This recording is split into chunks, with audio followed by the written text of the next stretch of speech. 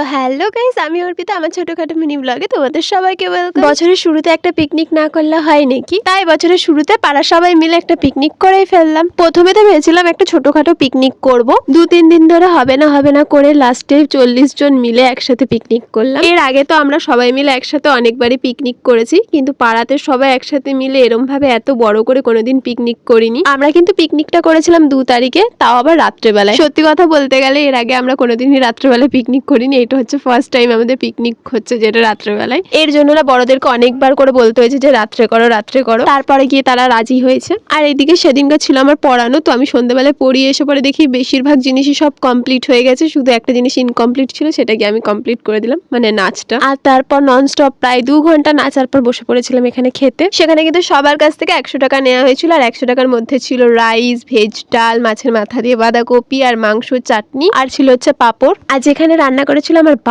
বাবার হাতে কিন্তু পুরো জাদু আছে, সেরা রান্না করে। তাহলে চলো আজকের ভিডিওটা এখানে শেষ করি, দেখা হচ্ছে আবার অন্য কোনো নতুন ভিডিওতে।